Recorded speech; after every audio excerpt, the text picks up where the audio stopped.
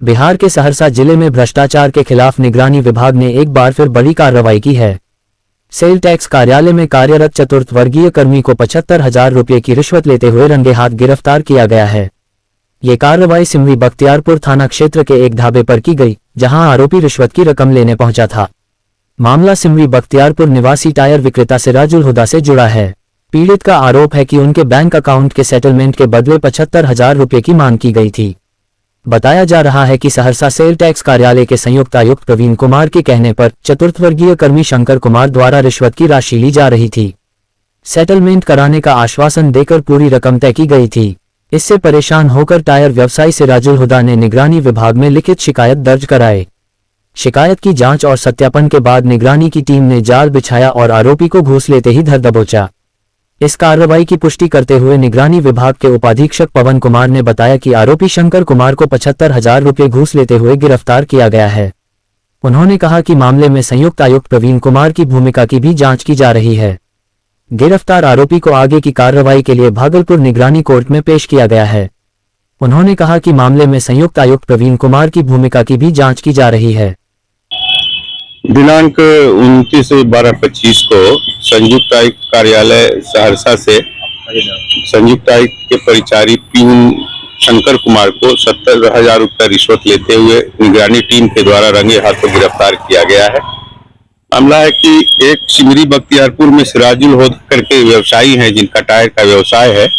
उनका टैक्सेशन के मामले को लेकर के उनका बैंक का अकाउंट फ्रीज कर दिया गया था और निरंतर प्रयास कर रहे थे कार्यालय में कि उनका अनफ्रीज कर दिया जाए। वो टैक्स जमा कर चुके हैं, तो उनका खाता अनफ्रीज अनहोल्ड करने के लिए उनसे 1 लाख रुपए रिश्वत की मांग की गई और यह रिश्वत की मांग शंकर कुमार के माध्यम से ही संयुक्त आयुक्त करवाए।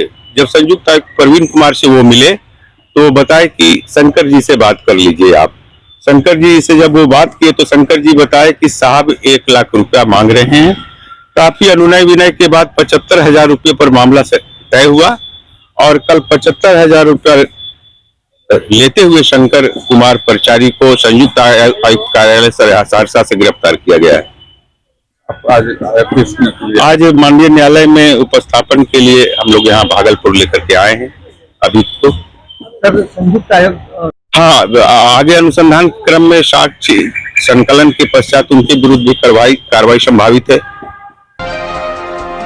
भागलपुर में एक तरफ जहां जाम से निजात दिलाने के लिए जिला प्रशासन ने बस स्टैंड को एक स्थान से दूसरे स्थान बाईपास स्थित रिक्शाडीह में स्थानांतरण कराया, जहां अभी यात्रियों को सुविधाएं देने की जिला प्रशासन ने वादा किया था, लेकिन सुविधाएं तो नहीं मिला। पर यहां अब बस चालकों से अवैध वसूली का खेल का काला चिट्ठा सामने आया है, जहां बस मालिकों ने आरोप लगाते हुए बताया कि यहां प्रत्येक बस को हर ट्रिप पर 150 रुपये दिन का और रात्रि को 300 रुपये वसूला जा रहा है।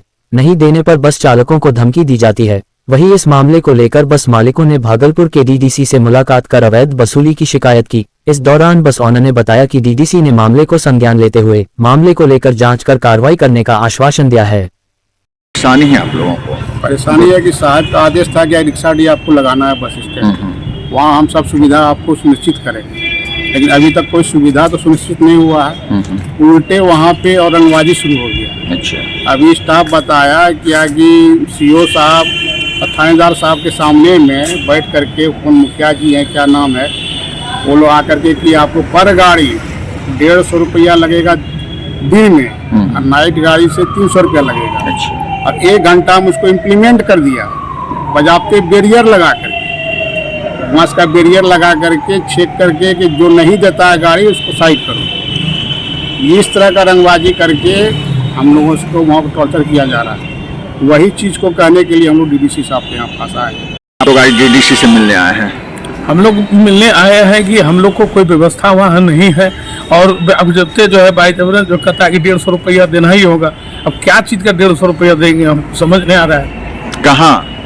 रिक्शाडीह में। रिक्शाडीह में जो नया बस स्टैंड गया है, तो किसके द्वारा मांगा जा रहा है? अब किसके द्वारा रसीद काट किसके द्वारा जा रहा है? तो बोलता है मुखिया जी थे और सबका कौन कौन आदमी था, हम तो उतना जानते नहीं। अच्छा, लेकिन 150 रुपये चाहिए। 150 रुपये चाहिए। इन्वॉल्व उसमें किनका किनका ये पता? किनका वो तो हम नहीं जानते हैं। तो कैसे हम लोग गाड़ी घोड़ा? जो आपका बस स्टैंड था वहाँ भी लगता था क्या? कौन बस स्टैंड?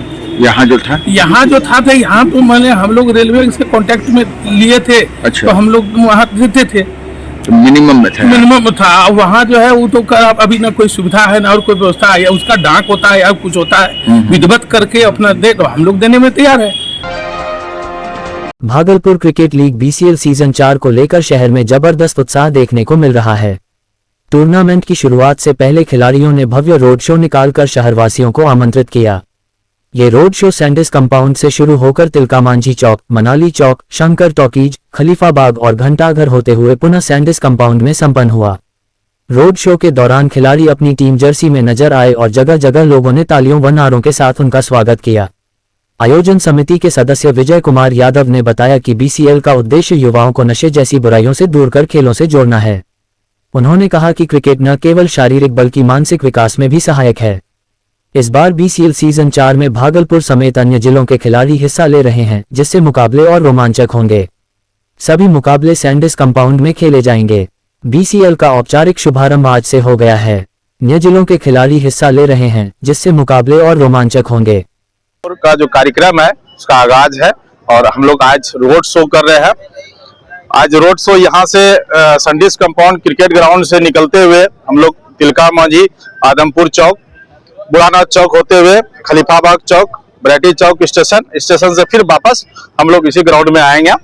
यहाँ पे 8 टीम के कैप्टन, 8 टीम के ऑनर, सारे प्लेयर के साथ एक शहर भ्रमण के लिए, एक लोगों में संदेश देने के लिए, जो कि युवाओं में इस तरह का संदेश हो कि क्रिकेट के प्रति जो खेल भावना है लोग वो समझे और आगे बढ़े, क्रिकेट में लोग का जुड़ाव हो। जिस तरह से लोगों आज के जमाने में लोग नशा की तरफ, युवा नशा की तरफ भाग रहे हैं, उससे हट के खेल की तरफ आए, ये एक संदेश देने के लिए हम लोग पूरे शहर का भ्रमण करेंगे।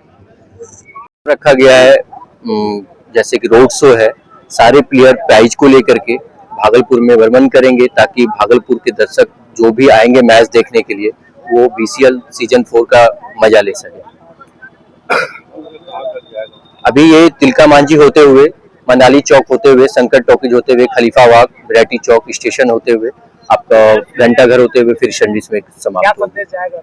ये है कि यहाँ के जितने युवा बच्चा जो भी अभी क्रिकेट के प्रति जो भी अपने आप को जताना चाह रहे हैं कि हम आगे क्रिकेट खेल सकते हैं या बिहार के लिए या आप इंडिया के लिए, तो इससे क्या है कि आप सारे बच्चों को देखेंगे कि ग्राउंड में खेलते हुए। भागलपुर के जवाहरलाल नेहरू चिकित्सा अस्पताल में सम्मान समारोह का आयोजन किया गया।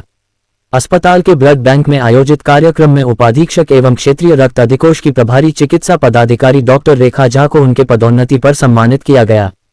डॉक्टर रेखा झा को निदेशक प्रमुख स्वास्थ्य सेवा बिहार के पद पर प्रोन्नत किए जाने के बाद ये सम्मान समारोह आयोजित किया गया, जिसमें मेडिकल कॉलेज के प्राचार्य सहित विभिन्न विभागों के अध्यक्ष और चिकित्सक मौजूद रहे। सभी ने पुष्पगुच्छ भेंटकर उन्हें शुभकामनाएं दी।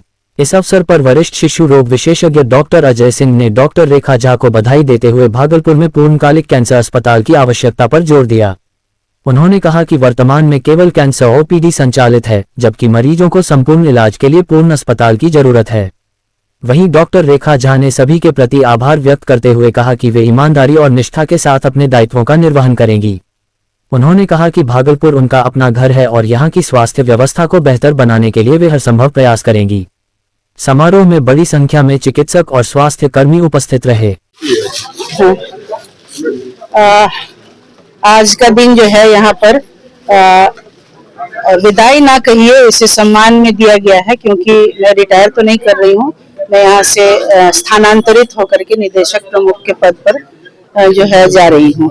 1 तारीख से मैं ज्वाइन करूंगी वहाँ पर, 1 जनवरी से।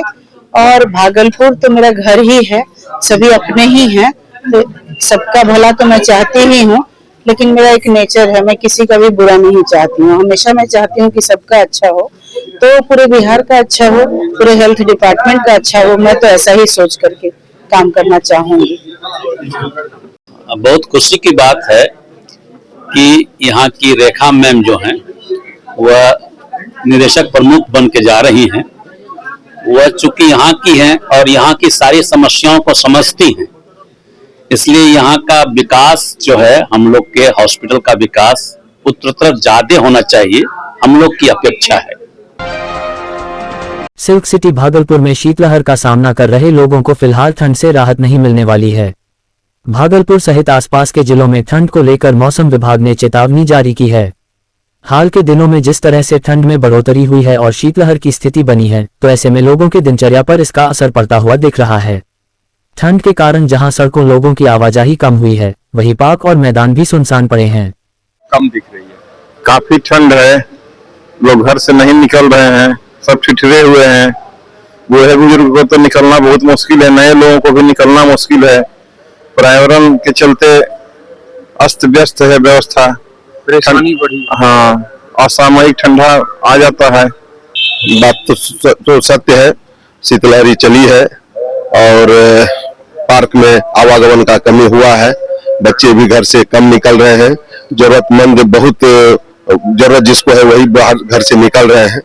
और ये वातावरण का प्रकोप है, या हम लोग संतुलित नहीं रह पा रहे हैं, तो अनियंत्रित असमय में कभी बारिश हो जाती है, कभी ठंडा का मौसम आ जाता है। इसके लिए हम लोगों को सजग होने की जरूरत है।